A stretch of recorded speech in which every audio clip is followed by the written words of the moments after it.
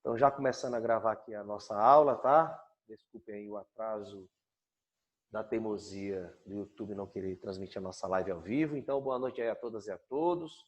Como a gente já antecipou no nosso grupo, a professora Eliane, né, por estar em repouso médico, não pôde dar essa aula, a gente antecipou lá no grupo. Né? As primeiras pessoas que concordaram, eu ainda estou aguardando que entre aí na nossa aula, né? Porque aí não dá. Fala aí, vou até colocar aqui, cadê o povo?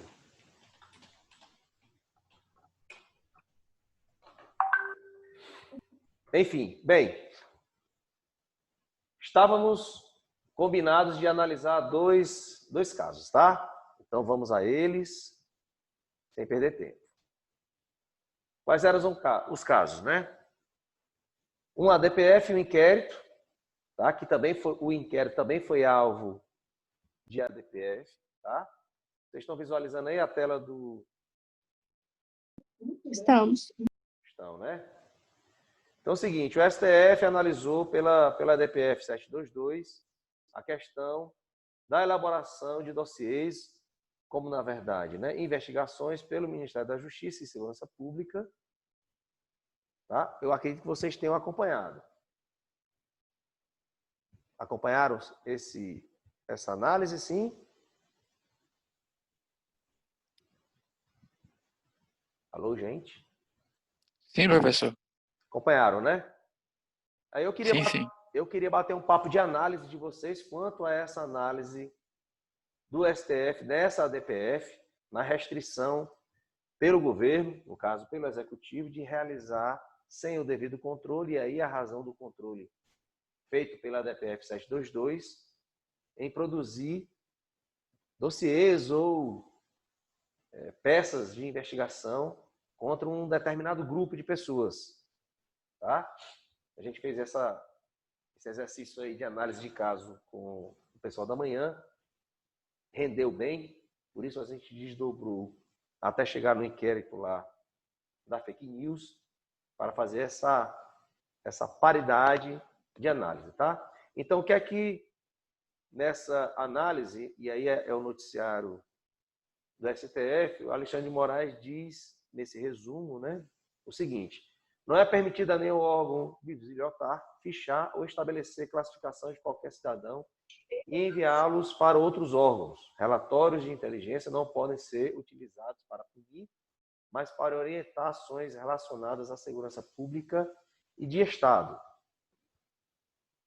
Teriam observações a fazer quanto a essa análise do STF, como limitação do poder aí de investigação do Executivo, ou pelo menos na produção desses chamados inquéritos não, né? Mas documentos de inteligência? O que é que vocês, doutores, aí teriam a dizer? Professor, eu acho interessante essa limitação, porque além de, claro, proteger a imagem individual da pessoa, também ajuda a gente a não fazer perseguições mesmo, que muitas vezes tem um líder de algum tipo de movimento e ele é investigado em um, e aí isso começa a correr dentro da linha de investigação e acabam pegando ele para Cristo também, né? Então, assim, a não divulgação força cada um fazer uma investigação e não ficar se baseando uns dos outros, sabe? Incentiva mesmo essa questão da investigação de cada poder. Pelo menos é o que eu entendo. Tá, aí a gente lembra de que tradição, né, tanto a nível de judiciário quanto a nível de Estado mesmo, vinculando com direitos fundamentais, esse exercício de controle realizado pela ADPF 722. Presunção de inocência, professor? Mas não é nem tanto de inocência, porque a gente não tem ainda a busca por uma condenação, vamos dizer assim. A gente teria nesse caso, porque, repara, temos pessoas que manifestaram seu pensamento, né? Realizaram reuniões para isso, manifestando-se publicamente, né? Isso, aquilo que pensam, né? Manifestação de pensamento. Então, são reunião, manifestação de pensamento, direitos individuais condicionantes do exercício da atividade política ou dos direitos políticos. Tá? Então, temos em direitos individuais, temos uma ação do Estado que possa restringir esse direito e vem o Poder Judiciário, através dessa ação da DPF, barrar o ato do Estado, a produção dessas peças chamadas de inteligência, para inviabilizar, né, esse ato de barrar ou de anular o ato, ou o que é produzido com ele, essa possibilidade de diminuição ou de restrição de direitos individuais. Então, a gente tem aquela tradição liberal, né, na anulação de atos do Executivo que tendam a diminuir direitos individuais. Tem aquela tradição negativa de atuação do Executivo, aliás, do Judiciário como controlador do Executivo, que é a tradição liberal do surgimento das novas, vamos dizer assim, competências do Judiciário. Como garantidor de direito individual, ele age para proteger o indivíduo, né, de atos que exasperem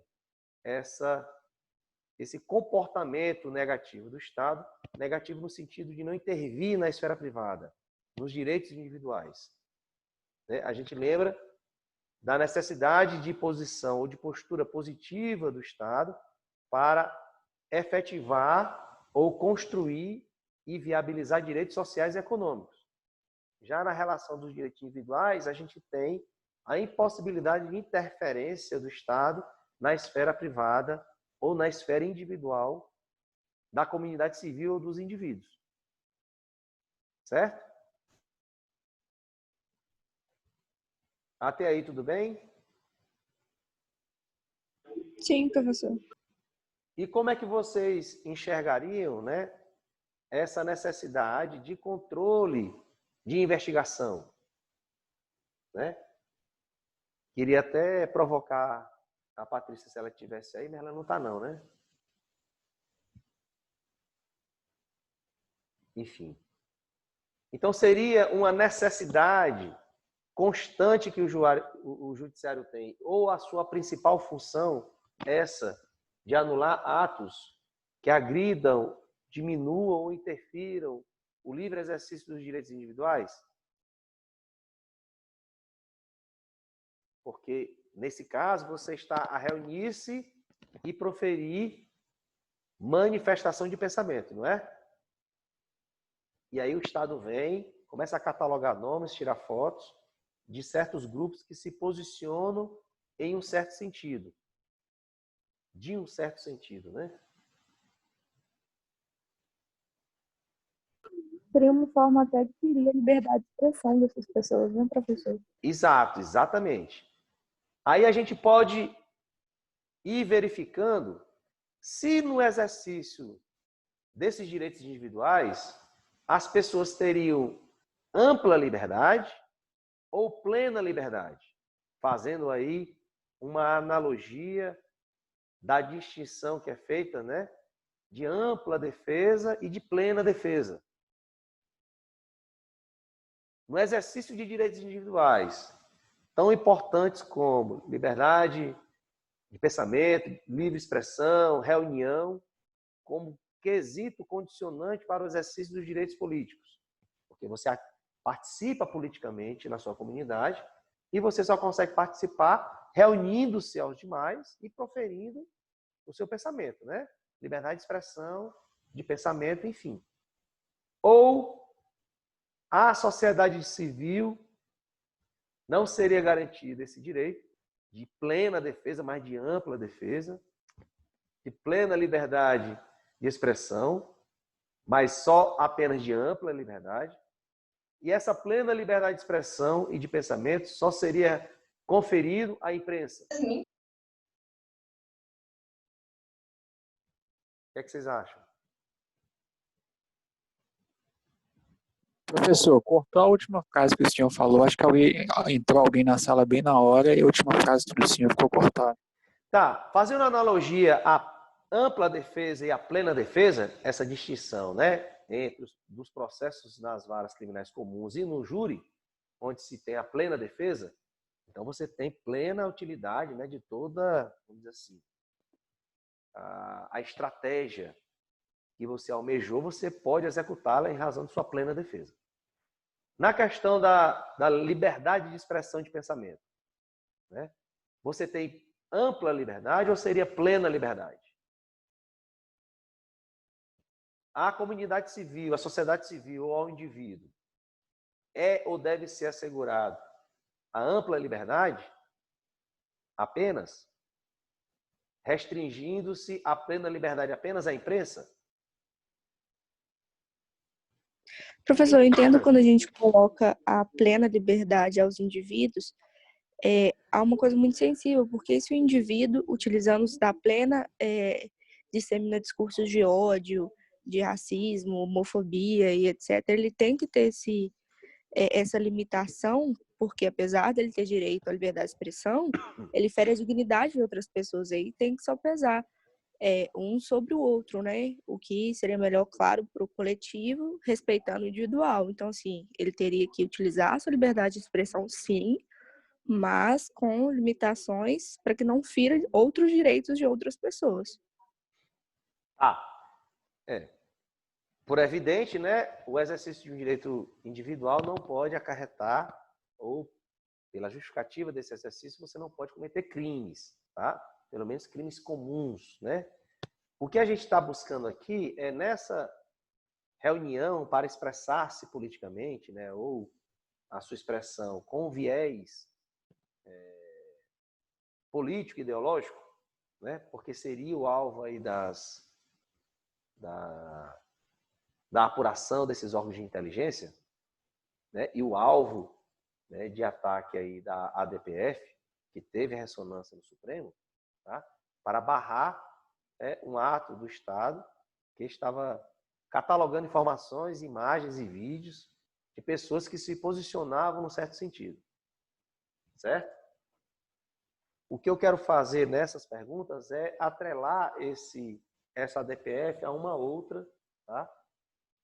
Que é a ADPF 572, que é a chamada da fake news, né? Que tentou barrar ou limitar, pelo menos, o inquérito lá aberto pelo Supremo das fake news. Certo? Ora, se nessa do levantamento de órgãos de inteligência, de informações acerca de um grupo, né, os chamados antifascistas, você tem a catalogação de nomes, imagens e vídeos de determinado grupo em razão do seu posicionamento, tá?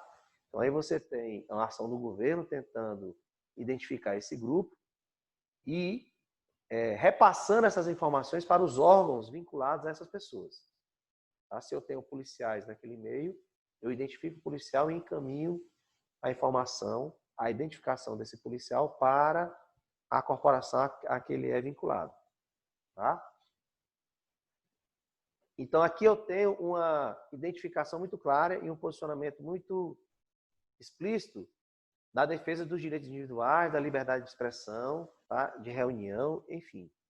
E a anulação de atos do Executivo que buscam restringir ou ferir esses direitos individuais sob o pretexto de perseguição política ou punição por manifestar-se em algum sentido. Certo? Ok? Então, até aí, o Supremo faz a sua tradicional postura de defesa dos direitos individuais, barrando ou anulando atos do Poder Executivo ou do Estado. Ok? Até aí, sem problemas para vocês? Sem problemas, né? Porque pela manhã, surgiu-se a seguinte questão, não. Há relatórios de inteligência, relatórios de informação produzidos pelos órgãos de segurança para melhor pautar ou delimitar as ações desses órgãos de segurança.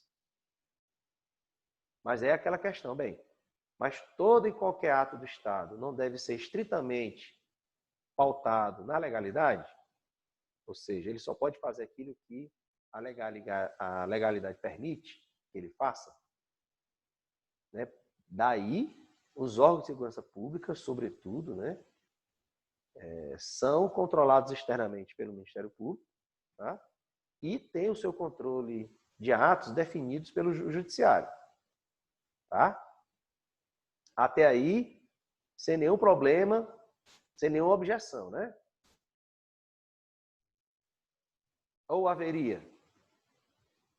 Ou esse controle engessaria as atividades de inteligência dos órgãos de segurança pública? Isso é evidente para vocês? Não, professor. Isso aí já não é mais nem, né? Não deveria, pelo menos, nem ser objeto, né, de, vamos dizer assim, de embate ou de surpresa, porque isso é uma tradição já sedimentada. Falou-se de uma postura perseguidora do Estado, né, por parte dos órgãos de inteligência vinculados ao Ministério da Justiça. A gente viu que o ministro da Justiça negou-se a entregar, primeiramente, os relatórios pedidos pelo STF, quando foi intimado a fazê-lo, né? E disse, poxa, esse aí está pelo menos querendo demonstrar ter coragem, né? Eu quero ver se ele vai ter coragem quando for expressamente determinado. E aí a gente chegou num lugar comum, vamos dizer assim, tradicional, liberal, de atuação clássica do judiciário frente aos atos ilegais ou que tendam a diminuir e restringir o exercício ou amplo exercício dos direitos individuais. Não é assim? Ou teriam algumas objeções quanto a esse controle na produção de informações pelos órgãos de inteligência das entidades de segurança pública? Até aí vocês não teriam objeção a fazer? Ficaria muito clara essa atuação tradicional e clássica do judiciário?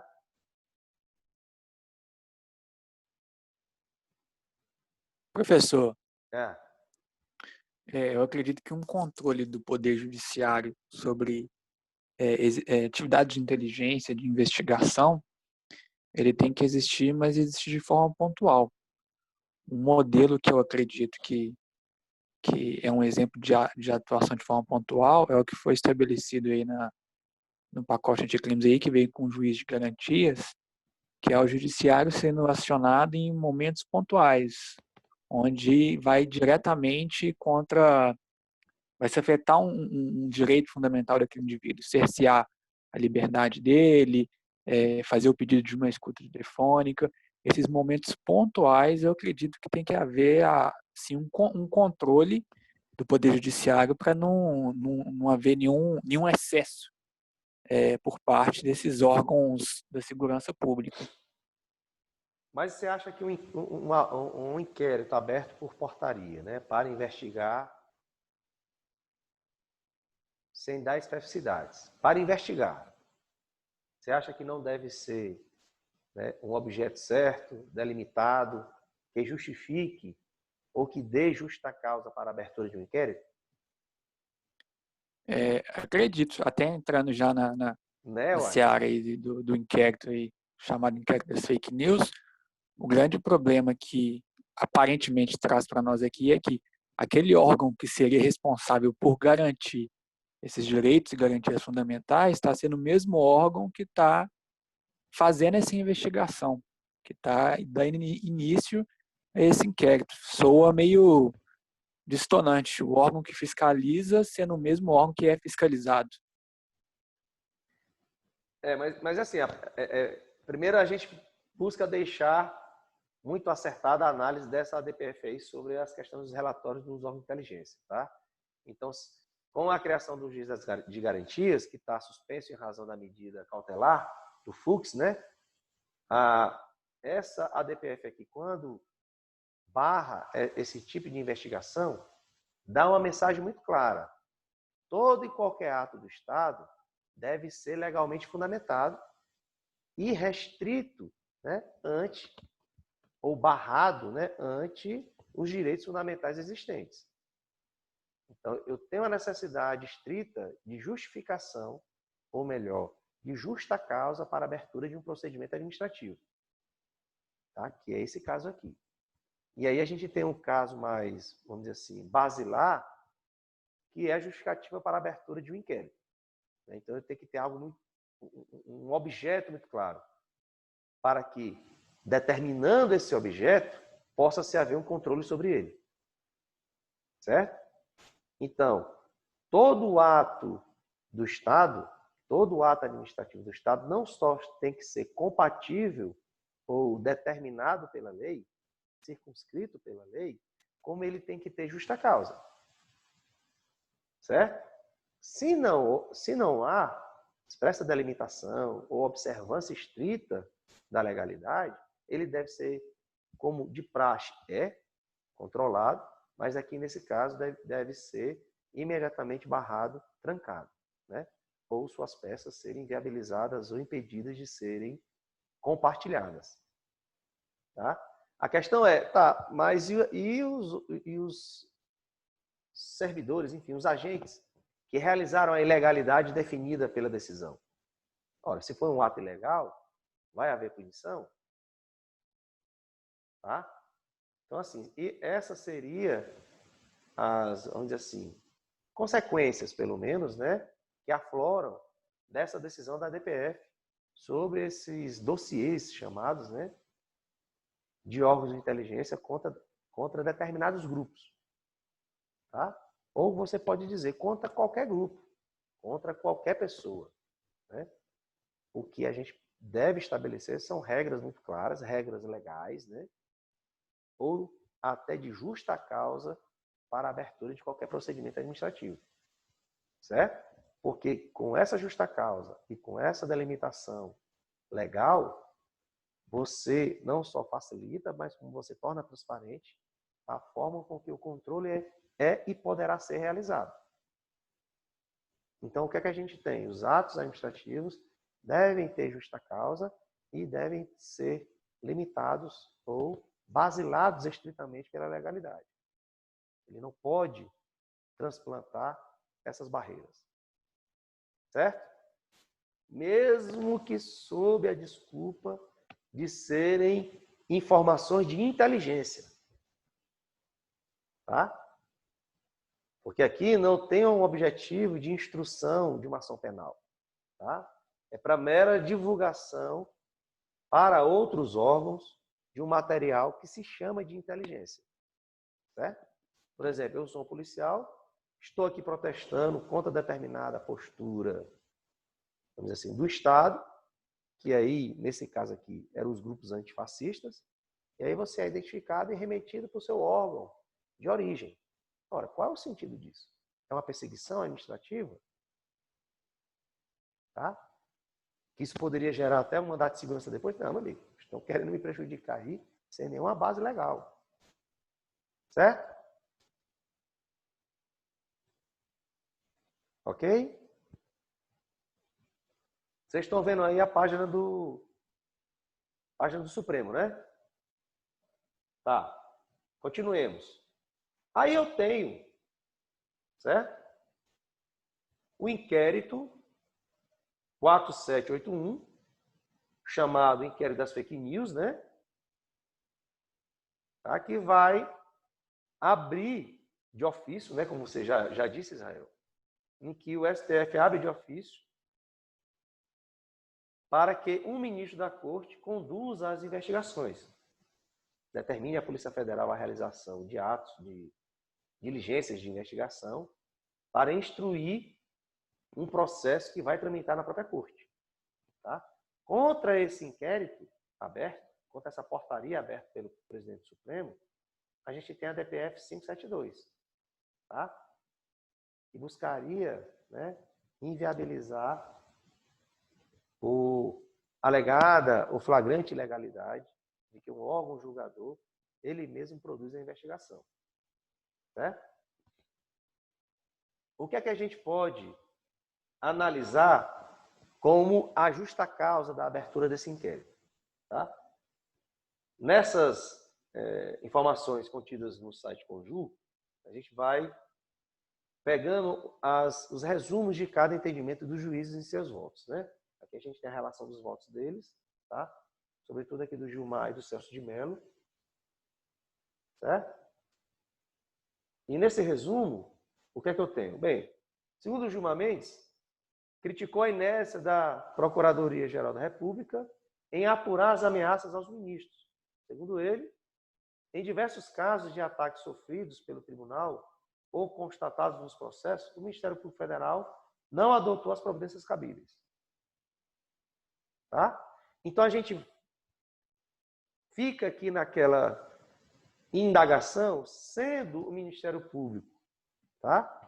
O titular da ação penal, exclusivo da ação penal pública, cabe a ele, né, realizar, tá? Ou pelo menos dar motivo para a abertura da ação penal. Ok? Ou pelo menos requisitar, né, a realização de diligências para investigação. Certo? E se ele nada faz? Como reagir ou como, vamos dizer assim, dar cabo a investigações ou a investigação que tenham por objetivo identificar as pessoas que estão a ameaçar ou a agredir, né, agredir verbalmente ministros do Supremo. Certo? Esse aí é o ponto nevrálgico. Bem, se os ministros são atacados, inclusive por membros do Ministério Público Federal, tá? Por mais pessoas também, né? Vamos dizer assim, por pessoas não pertencentes, não agentes do Estado e agentes do Estado, inclusive dos próprios quadros do MPF, que tem, né, como chefe por cúpula o Procurador-Geral da República. E se ele não toma atitude, é como se ações tipificadas ficassem impunes. Ou ficassem sem pelo menos uma investigação ou o início de uma ação penal. Então, se é inviabilizado pelo próprio Ministério Público ações contra atos nesse sentido, restaria o que a ser feito pelo Supremo. Tá? Essa é a linha, pelo menos, mais forte para justificar a portaria aberta pelo ministro-presidente do STF. Tá? Aí você tem uma série de posicionamentos dos ministros, dizendo, ó, sem uma ação por parte do Estado, em razão da inércia do Ministério Público Federal, do Procurador-Geral da República, qual a postura a ser adotada pelo Supremo? Claro que você tem uma grande problemática processual, inclusive pela criação, que justifica, né, a criação do juiz de garantias, para justamente dividir a atuação do judiciário em cada fase do processo inquisitorial acusatório, né? Então você tem juízes que se dedicam a cada fase do processo, só que esse processo nem se inicia em razão justamente da inércia do Ministério Público. Certo? Aí quais seriam as análises a serem feitas ou desdobramentos a serem feitos desse posicionamento ou dessa decisão do Supremo?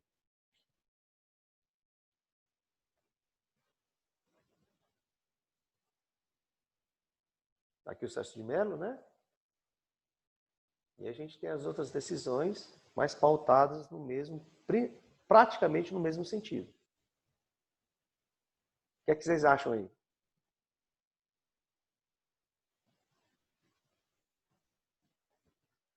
Hã? Vamos lá? Eu já estou oferecendo aí dois temas de TCCs para vocês, tá? A gente estava analisando, deixa eu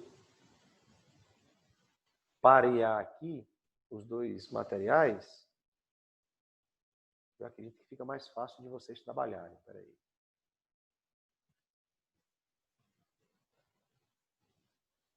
A gente não chegou a ver o promotor de justiça nos Estados Unidos? Lembram? Lembram?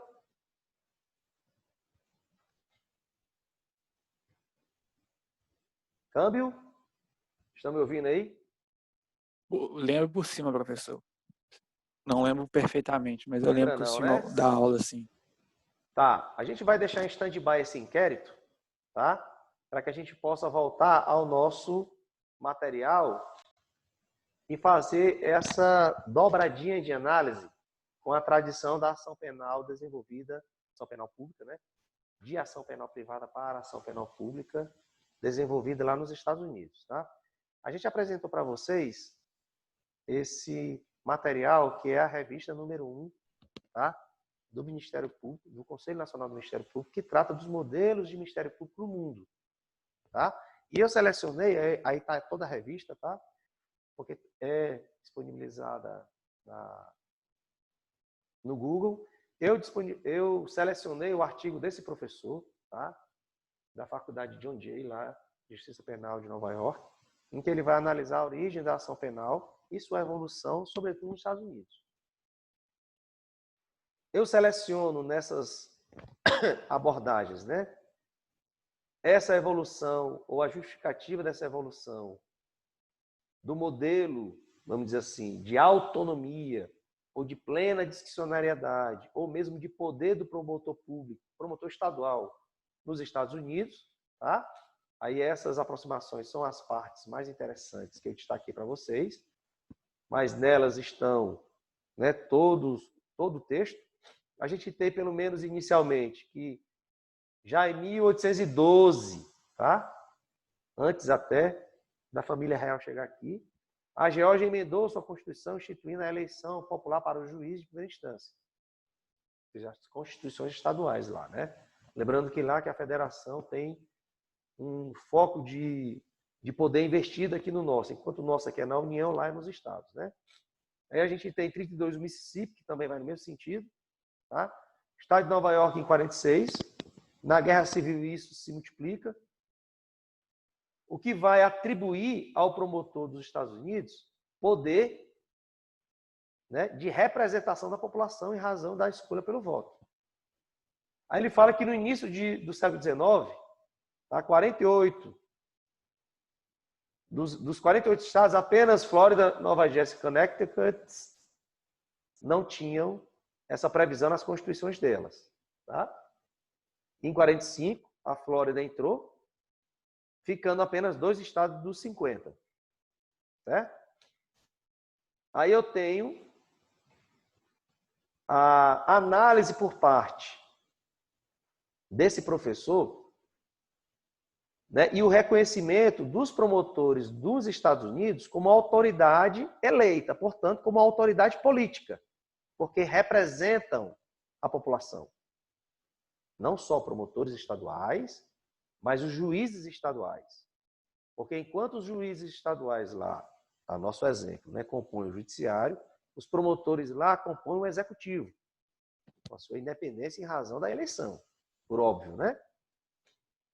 E aí ele vai apontar a plena discricionariedade, né, do promotor de justiça em face da escolha, né, da apresentação da ação penal ou não. Certo? Exatamente, Israel. Ora, se eu sou eleito, eu sou detentor de mandato. Então, por um determinado período. E eu me legitimo ante a população pelos atos que eu tomo. Então, eu tenho um poder, que o poder é conferido pela soberania popular, portanto, pelo voto, pelo povo, do mesmo jeito do parlamento e do executivo. Então, eu tenho pleno poder político de decidir se eu apresento ação penal ou não. Aí lá, em razão desse poder conferido pelo voto, o promotor de justiça tem essa ampla discricionariedade. Tá? Certo? Então, ele apresenta ou não ação penal, ele faz a negociação ou não, no sentido que ele aponta como sendo o objetivo buscado pela população, já que ele é o representante. Tá? E aí você tem esses entendimentos não só pelas Cortes Supremas dos Estados lá, tá? Mas essa defesa, inclusive pela Suprema Corte, deles lá, desse poder que detém os promotores, tá? Então, a Suprema Corte, isso foi levado à Suprema Corte para análise deles lá, tá? Nessa tradução aí, as ações penais públicas, até que entrem em juízo, são da alçada exclusiva do promotor de justiça do distrito.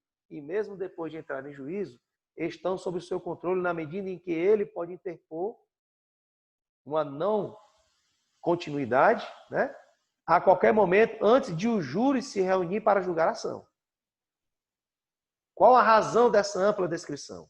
Descrição. Tá? A razão é eles serem detentores de poderes para tal. Ok? Agora, quando a gente busca a compreensão da atuação do Supremo frente ao inquérito, tá? Por mais contraditório que o nosso sistema possa aparentar, o que também é contraditório é: pode o Ministério Público nosso federal ter essa discricionariedade para apresentar uma ação penal ou não? Caso ele adote essa discricionariedade, os crimes tipificados, que são alvo da busca da investigação, ficam sem serem investigados ou, se investigados, não tem ação penal apresentada? Tá? Qual seria a postura do Supremo? Você fala, não, professor, mas espera aí, o Supremo tem que ter limite. Tá? Ele não pode tudo. Ok? Isso poderia ser um desdobramento da análise dessa abertura de portaria pelo ministro Supremo, né? Designando o ministro da Corte para conduzir as investigações feitas pela Polícia Federal. Certo? E aí ele apresentar a conclusão dessas investigações no inquérito, né? E repassar para o julgamento na Corte. Você fala, não, professor, mas isso é um completo absurdo. Principalmente depois do surgimento do juiz das garantias. Tá? Por um maior controle e uma divisão de tarefas no próprio judiciário. Eu concordo plenamente.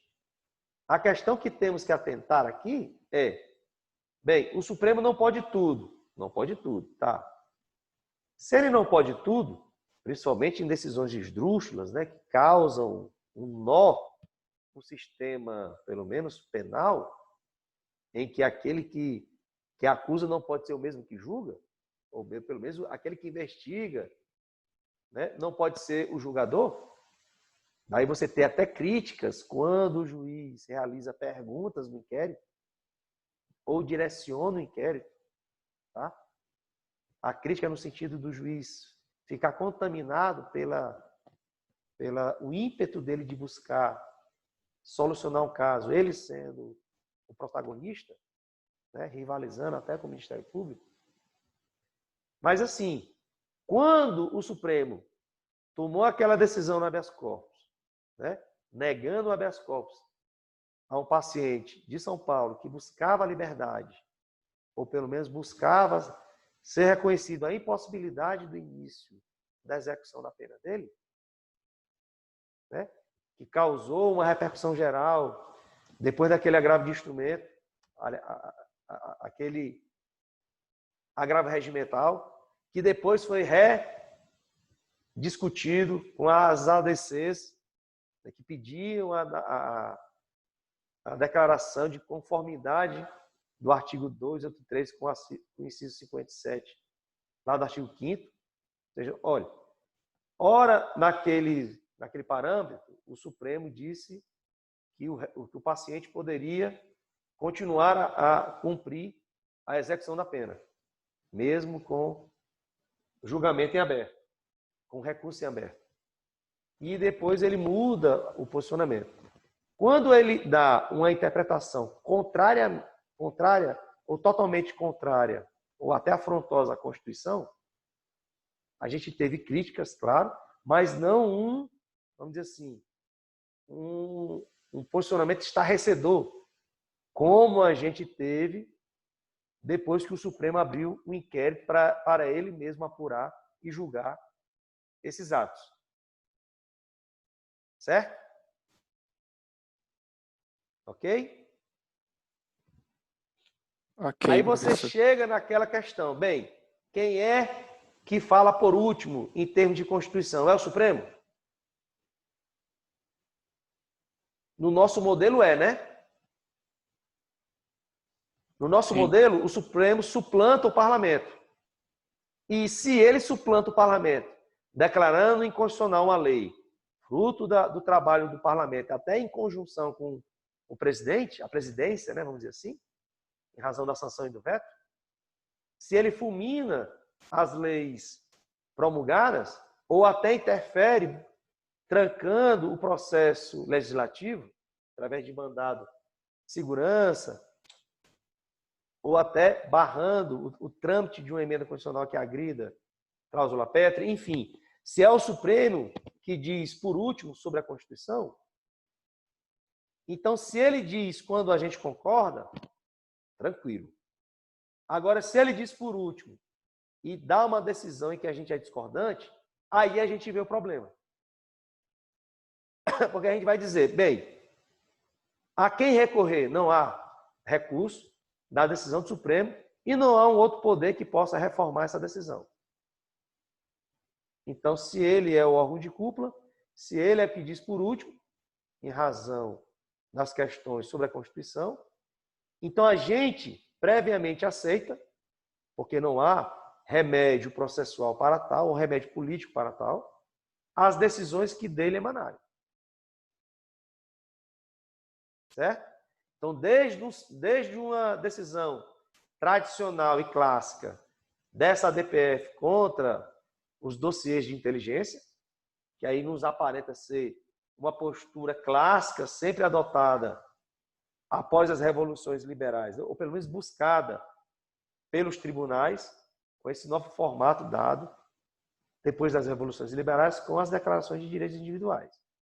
Postura clássica, professor, dos tribunais, né? A reafirmação dos direitos fundamentais frente a ataques do Estado. Ótimo. Até aí, tudo bem. Dentro da doutrina, dentro da melhor doutrina, pelo menos, dentro da boa crítica da comunidade jurídica. Mas quando ele exaspera, nesse sentido, porque ele se encontrou como que em uma posição sem saída, bem, exigimos que ações de investigação e processos sejam abertos para que sejam julgadas posturas nesse sentido. E se há a inércia do protagonista da ação penal, qual é a posição que ele toma?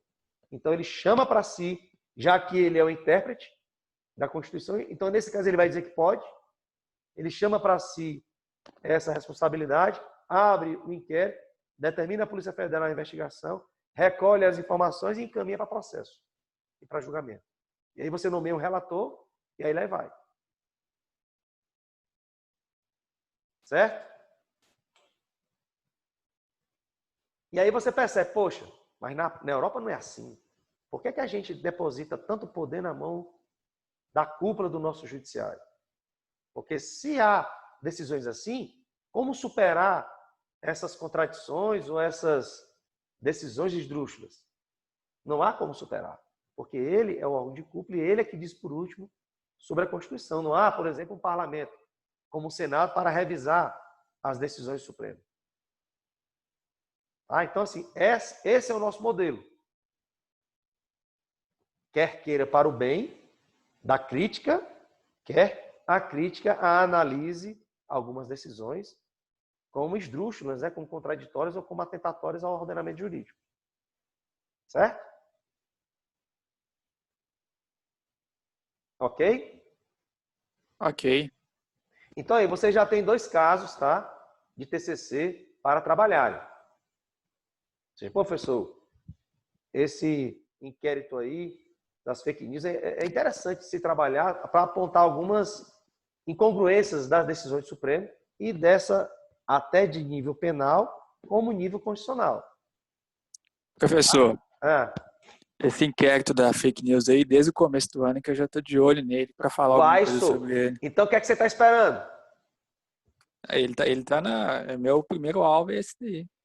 Então não perde tempo, não perde tempo não, só porque você tanto tem desdobramento a nível penal, né, processual penal, tem essa questão constitucional, né, sendo o Supremo órgão de cúpula, é ele que decide por último, então ele pode dar uma interpretação conforme a qualquer momento, tanto para o aplauso da doutrina e da crítica dos profissionais do direito, como para a crítica ácida ou ferrenha, né, em total discordância à decisão do Supremo. Tá? Esse era o pensamento mesmo, então viés tanto para o direito constitucional quanto o direito processual penal, para tentar fazer uma mescla das duas matérias, né? Exato. Aí você tem pano de fundo para falar da titularidade da ação penal, da discricionariedade do Ministério Público. Você pode falar até assim, desse inquérito. Não, do inquérito, professor, eu só vou falar da discricionariedade ou não do legitimado ativo da ação penal pública. Ele tem essa discricionariedade ou não tem? Então, por que ele fica inerte? Caso ele fique inerte, qual é a saída? Tá? Se não, ele não detém esse poder de escolha para interpor uma ação penal ou não. Claro, ele vai ter que ter os elementos básicos, mas os elementos estão na lei, não é na discricionariedade dele. Certo? E aí, do inquérito, titular da ação penal, tá? Se ele tem discricionariedade ou não. A questão da impossibilidade do Supremo, né, ser o investigador e o julgador ao mesmo tempo. Tá? Você tem essa questão do Supremo ser o órgão de cúpula e dizer por último a Constituição. Então, se ele diz por último, toda e qualquer decisão dele para o aplauso ou a vaia da doutrina e dos profissionais do direito ficam como se fossem inócuos. E já que ele decide por último, qualquer decisão que ele tomar, pelo menos formalmente, vai ser a certa. Já que formalmente não há como modificar a decisão do Supremo. Ok? Ok, professor. Beleza? Então, assim, eu queria trazer essa análise desses dois casos aí para reflexão nossa na turma, até para a gente poder enxergar por que a gente está estudando aquelas análises do controle de constitucionalidade, tá? A gente tem o exemplo de como acontece no mundo, para que a gente não interprete ou não entenda que o nosso modelo é único, é o correto, é um tradicional e muito próximo dos outros. Pelo contrário, tá? Ele é quase ímpar no mundo, em termos de poder, de concentração de poder. Porque nós temos o difuso, temos o concentrado, temos o híbrido, porque a gente dá repercussão geral a um caso concreto. Então, aqui, o Supremo dá a interpretação como ele quer. Tá? Beleza?